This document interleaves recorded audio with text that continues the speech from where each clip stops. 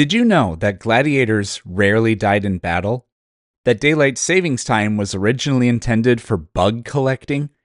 And that the man who created the headless horseman also invented Santa Claus? Learn the truth behind these and much more in my new book, Facts That Aren't True. Link in the description.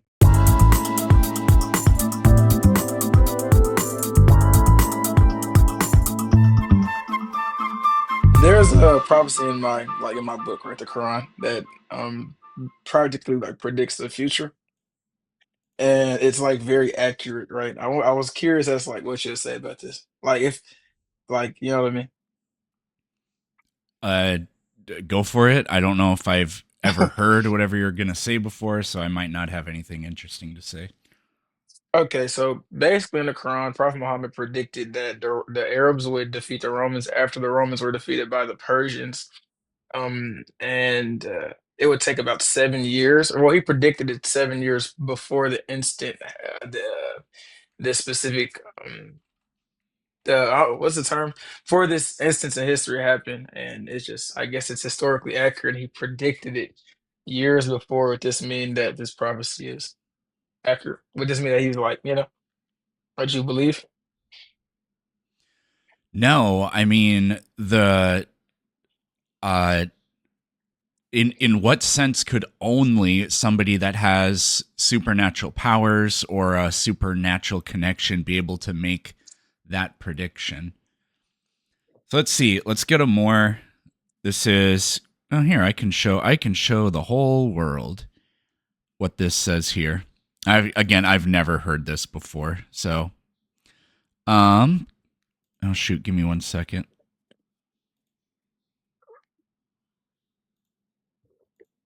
There we go. Okay. So Mom is believed to have predicted that the Byzantines would defeat the Persians within a few years, often interpreted as between 3 and 9. I don't know how to read that. The Romans have been defeated in the nearest land, but they, after their defeat, will overcome within a few years. To Allah belong. Yeah, I mean, like a group would lose a battle or a war or whatever, and then later on they would like undo that. I mean, it's cool, but this is like, I don't see how this is strong evidence of anything like, supernatural or a connection to the divine or anything like that. But I mean, I don't know, like because like another like I guess analogy would be as if somebody told you like, "Hey, Player Peterson, in 10 years, somebody's gonna be behind you, and you're gonna stub your pinky toe and break your left kneecap." Like if something's extremely accurate, and it's a prediction for something that an account that will happen in the future. Like how else would you know that unless you're just extremely lucky or rigged the situation? But this specific context, I don't think that's possible. Like, you don't think he has access to some type of divine foreknowledge? No, not for that, because it's not anywhere close to as specific as the thing you mentioned. I mean, presumably these groups of people were like in sustained conflict with each other. So it's the kind of thing you could expect to happen. We also don't know when.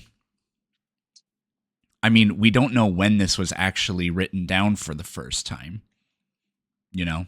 Yes, that's interesting. But to add more nuance, like, so, like, the Arabs that Muhammad's prophecy that the Bedouin Arabs would have done, like, the Bedouin Arabs at the time were like, it's like saying that, like, the Chaga tribe in Tanzania is going to take down, like, the hegemon of the world, like America.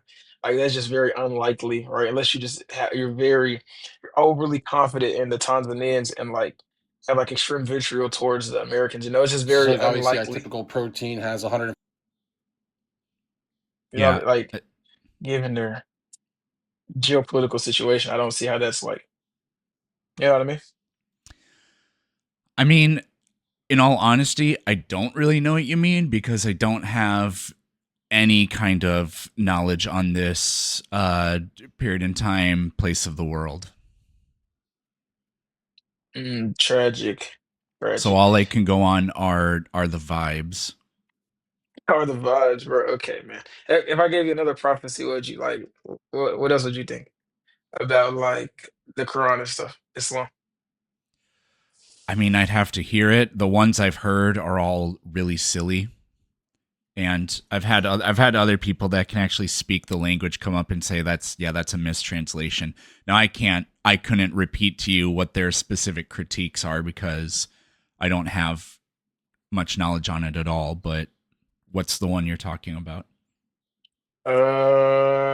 Well, maybe that how the Prophet predict all the countries that Islam would enter into, or at least the Muslim majority countries. Like, I mean, I guess like local proximity, that could be something that he was just going off of, like off a whim. But he like predicted like a multiplicity of countries that were all like complete, like Bosnia, for example. He like predicted that Bosnia would become Muslim. Bosnia is like in Europe, like or at least that region, Yeah. maybe Okay. Turkey. Well, okay. I think I have a little something to say about this. Pretty sure the largest Muslim country in the world is Indonesia, right? Yeah. Muhammad didn't even know Indonesia existed. Nobody in that part of the world at that time knew that it existed. So if he would have said that the large volcanic island nation far off to the southeast will become Muhammad's greatest vessel, I don't know, something like that. That would be pretty remarkable. It'd be very head scratching. But to say that a country that we know exists in a time when they were having successful military campaigns will, become a country where Islam will enter into. I mean, it's not very special to me. But Turkey, like Constantinople, like there it was powerful. And like Muhammad was just like a Bedouin Arab in the middle of nowhere practically. How would he have known this information? You know what I mean? Like that's not even in the slightest somewhat questionable at least. I mean, trade between these parts of the world was occurring. People would have known um, about these other countries in the surrounding area. Hmm. Interesting. Yeah. I don't know, man. To me, I don't know.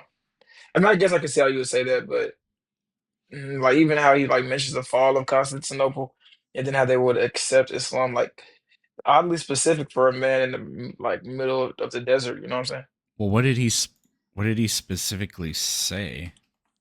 He said, I mean, what is the verse? I'll search it up. You will conquer Constantinople. Blessed is the commander who will conquer it. And fulfilled, it happened in 1453 under the Ottoman Empire, centuries after Muhammad.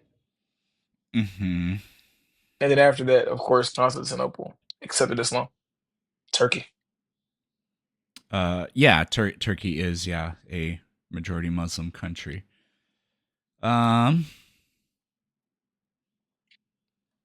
And it also happened centuries before. Constantinople will be conquered. Blessed is the commander who will conquer it, and blessed is the army that will conquer it. I mean, like, the problem with this is here. I'll put it up on the screen for everybody to see. The problem with this is if this had never happened, then would you say that Muhammad was a false prophet? Yeah, I would. Okay, I didn't think you would say that because here's the deal. All it says is Constantinople will be conquered. So if this had not ever happened, that would not mean that it will not eventually happen. So the prophecy wouldn't be false even if it had never happened because it just says that this will happen, but it doesn't ascribe a time. I guess that's a fair critique. Um, hmm. So if Constantinople never fell, the prophecy, okay, because it would Yeah, like eventually fall regardless, right? Christians say Jesus is coming back, and it's fair to say you guys have been saying that for 2,000 years, but it's not false. You can't really say that it's false that he won't come It's back. like a metaphysical claim. Yeah, it's like unfalsifiable, but Yeah. Well, even hmm, it's not even that. It's just that it's almost like a problem of induction. Just because it hasn't happened yet doesn't mean we know that it won't happen in the future. But I would argue that you know, Paul and his disciples and Jesus himself said, I'm going to come back before you guys even die. And it never happened. So I would say that it kind of actually is false, or all the evidence But says yeah, that it's that false. is a weak inductive argument. But like, what if you have like strong empirical evidence, like from specific prophecies that would like at least lead you to like an epistemic conclusion that hey, this is possibly the truth. Like for example, like how we just went over like the countries that Islam like went into. Like, wouldn't that give you or yeah, the fall of Constantinople and how it will eventually become Muslim? Wouldn't that give you enough like epistemic? Yeah, you could respond if you No, want to. I mean, this is just an example like that to me is just the Nostradamus effect. Say nothing specific, but make it so after the fact it can be interpreted some way. And this isn't exactly that, but I mean, just to say Constantinople will be conquered. And it's like, okay, well, it either is going to happen or it isn't going to happen. Now, how likely would it have, what's the way to say it? How likely was it that it would have happened in his time? I mean, the events are separated by Pretty by unlikely. Pretty 800 unlikely. years. Well, yeah, but Yeah. the events are separated by 800 years. So who the hell can predict what's going to happen 800 years in the future? And that's not to say that he did accurately predict what would happen 800 years in the future. It's to say that even if it seemed unlikely at the time, that doesn't mean, I don't know where I'm going with that 100%, but it just doesn't. If you can just say that it'll happen at some point in the future, then current circumstances don't really matter that much. And like, points for him for it happening, I guess. But no, Wait, good question though. it's Good not the question. kind of thing that is enough to make me believe in the supernatural realm. Okay, but like what about so if something's like a statistical impossibility or like just extremely improbable, and then somebody like pinpoints it, like if somebody were to guess that the Pacers would beat the Thunder, like a very specific, you know what I'm saying? Like let's say like somebody predicted that, but like exactly, and then they say like Halliburton will like break his left finger, you know, at a specific joint, you know what I mean? And they like, wouldn't that like convince you more that this guy is possibly a prophet, or you know what I'm saying? Like, wouldn't that kind of hint towards the fact that this is actually pretty positive? So I don't think the idea of time travel is more unbelievable than the existence of the supernatural. And in this case, time travel satisfies the what you're talking about in exactly the same way. And it's not like we know that time travel is a thing, but we kind of have an understanding that that like we almost kind of sort of have this scientific understanding of how time travel could possibly be the case. Physicists really don't think backwards time travel is actually possible, but we don't know. We don't have any kind of priors or anything we can pull on for the supernatural, right? So, So, well, one more question. My bad to cut you off. So, do you believe in nothing metaphysical? Like, would you say that metaphysicality has like absolute like zero ontology? um, I would say that it's mostly meaningless and useless because if you say there's no such thing as Interesting. metaphysics, that's a metaphysical claim, you Yeah. know, which isn't necessary. So, what I would say is that metaphysics is bullshit.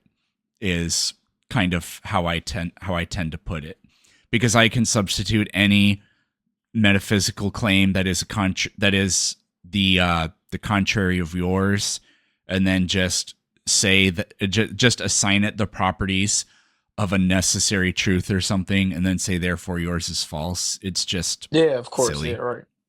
Right. But okay, say I make like a metaphysical claim and then like I apply some type of empirical evidence to like what I'm saying or something that can like, you know, of course be like measured, observed. Wouldn't that also like I guess because anything metaphysical is unfalsifiable inherently, but if I give you something that can be that can kind of substantiate the metaphysical claim. What would you say about that? Like, wouldn't that make it I like would kind of say I true? would say that's good. Like if I say reality exists, that's a metaphysical claim, and there are like literally everything I do. Um, I wouldn't say it proves my claim, but it validates my claim.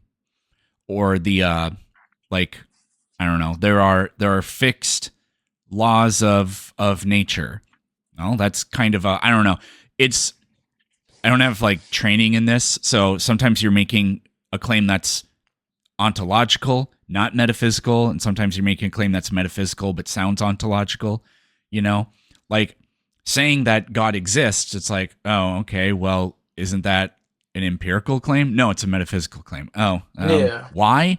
That's that's always kind of messy for me as a philosophically stupid person. Yeah, philosophy can get kind of like rigorous and like somewhat cyclical.